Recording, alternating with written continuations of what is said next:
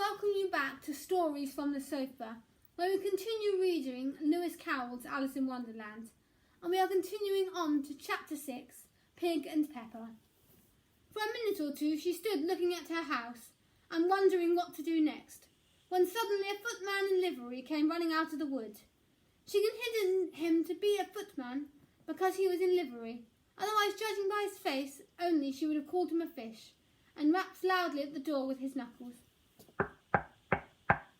It was opened by another footman in livery, with a round face and large eyes like a frog, and both footmen, Alice noticed, had powdered hair that curled all over their heads. She felt very curious to know what it was all about, and crept a little way out of the woods to listen. So here they are, the curious footmen. And the fish footman began by producing from under his arm a great letter nearly as large as himself, and this he handed over to the other, saying, in a solemn tone, "For the Duchess, an invitation from the Queen to play croquet." The frog footman repeated, in the same solemn tone, only changing the order of the words a little, from the Queen, an invitation for the Duchess to play croquet. Then they both bowed low, and their curls got entangled together. Alice laughed so much at this, then she had to run back into the wood for fear of them hearing her. And when she next peeped out, the fish footman was gone, and the other was sitting on the ground near the door, staring stupidly up into the sky. Alice went timidly up to the door and knocked. "There was no sort of use in knocking," said the footman, "and that for two reasons. First, because I am on the same side of the door as you, and secondly, because they are making such a noise inside no one could possibly hear you." And certainly there was a most extraordinary noise going on within, a constant howling and sneezing, and every now and then a great crash as if a dish or kettle had been broken to pieces. "Please then," said Alice, "how am I to get in?" "There might be some sense in your knocking," the footman went on without attending to her. "If we had the door between us, for instance. If you were inside, you might knock and I could let you out.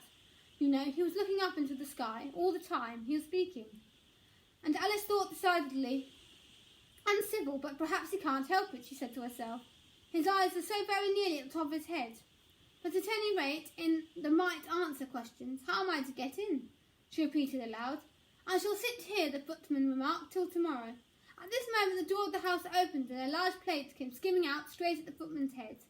It just grazed his nose and broke to pieces against one of the trees behind him. "And on the next day, maybe," the footman continued in the same tone, exactly as if nothing had happened.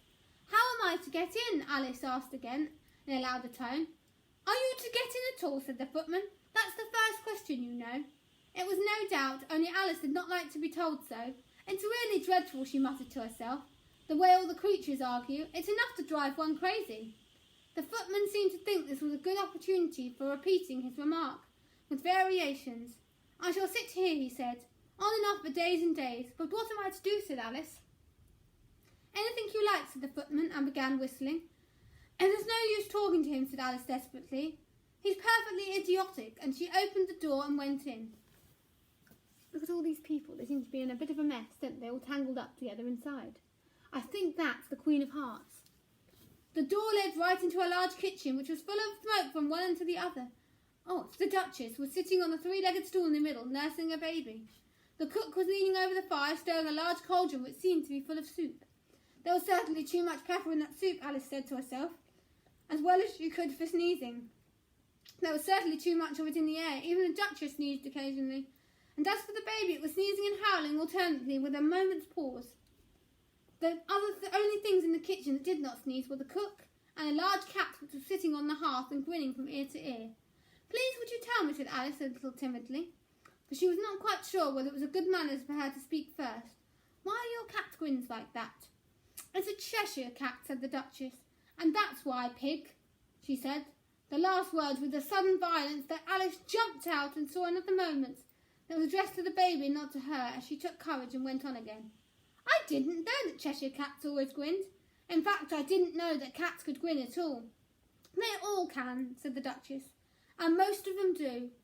"I don't know of any of that do," Alice said very politely, feeling quite pleased to have got into a conversation. "You don't know much," said the Duchess, "and that's a fact." Alice did not like at all the tone of this remark, and thought it would be well to introduce some other subject of conversation.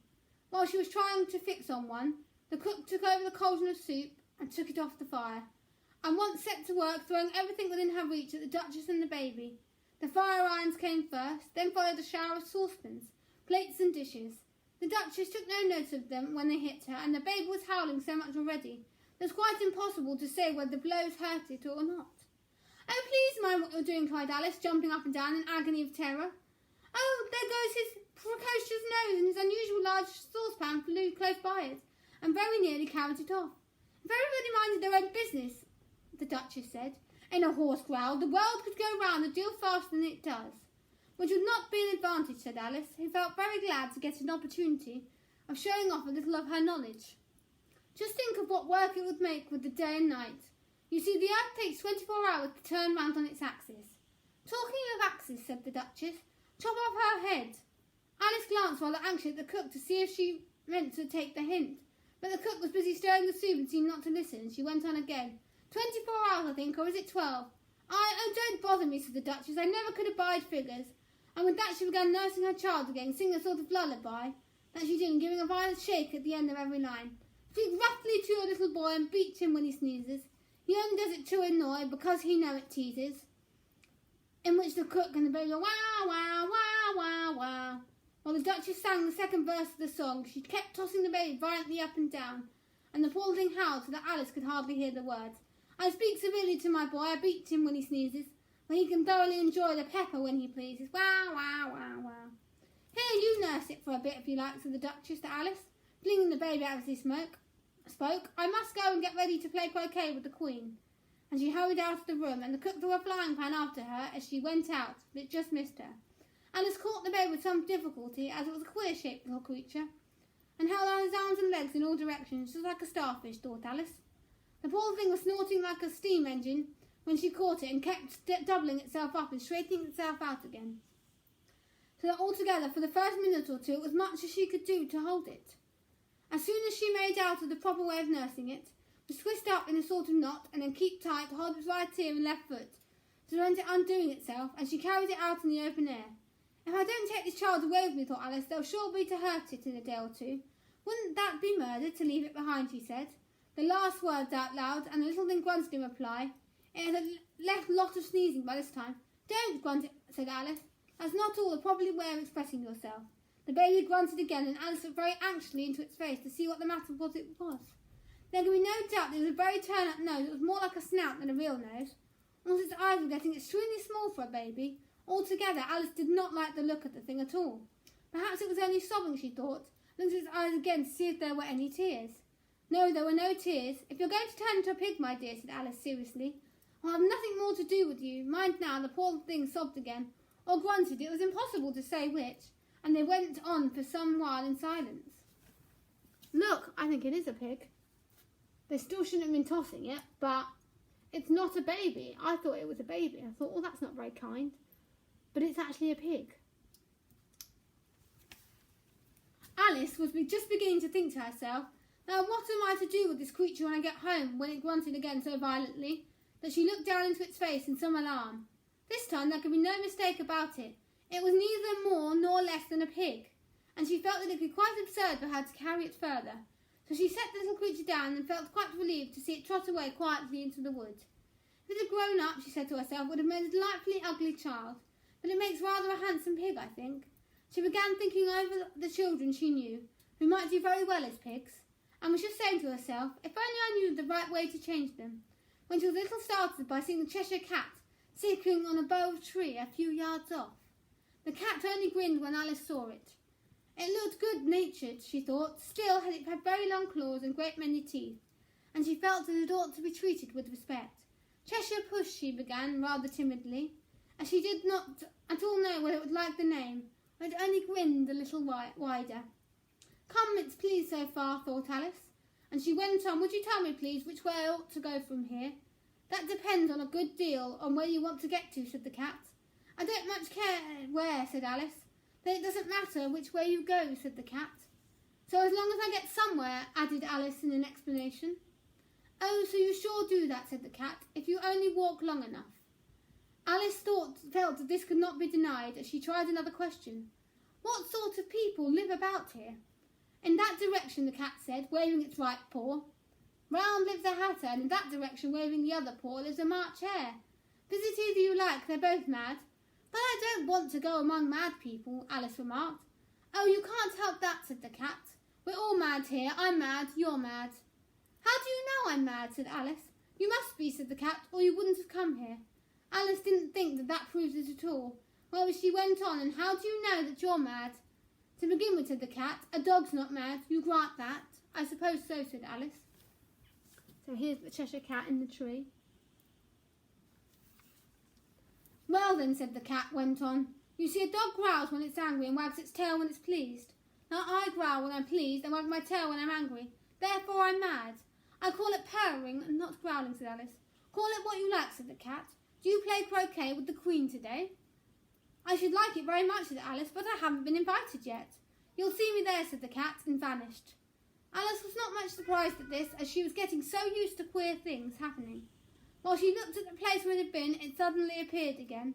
By the by, what became of the baby, said the cat. I nearly forgotten to ask. It turned into a pig, Alice quietly said, just as it had come back to its natural way. I thought it would, said the cat, and vanished again. Alice waited a little, half expected to see it again, but it did not appear, and after a minute or two she walked on in the direction in which the March hare was said to live. I've seen hatters before, she said to herself. The March hare will be much the more interesting, and perhaps at this in May won't be raving mad. At least not so mad as it was in March, and she said this. She looked up, and there was the cat again, sitting on the branch of a tree. Did you see a pig or a fig, said the cat. Did you say it? I said pig, replied Alice, and I wish you wouldn't keep appearing and vanishing so suddenly. You make one quite giddy. All right, said the cat, and this time it quite vanished slowly, beginning with the end of the tail and ending with the grin, which remained some time after the rest of it had gone. Well, I've often seen a cat without a grin, thought Alice, but a grin without a cat is the most curious thing I ever saw in my life. She had not gone much farther before she came in sight of the house of the March hare. She thought it must be right house, because the chimneys were shaped like ears and the roof was thatched with fur. It was so large a house that she did not like to go nearer till she had nibbled some of the mushroom on the left-hand side and raised herself about 2 feet. Even then she walked up towards it rather timidly, saying to herself, suppose it should be raining mad after all. I almost wish I'd gone to see the Mad Hatter instead. And that's the end of this part of Stories on the Sofa.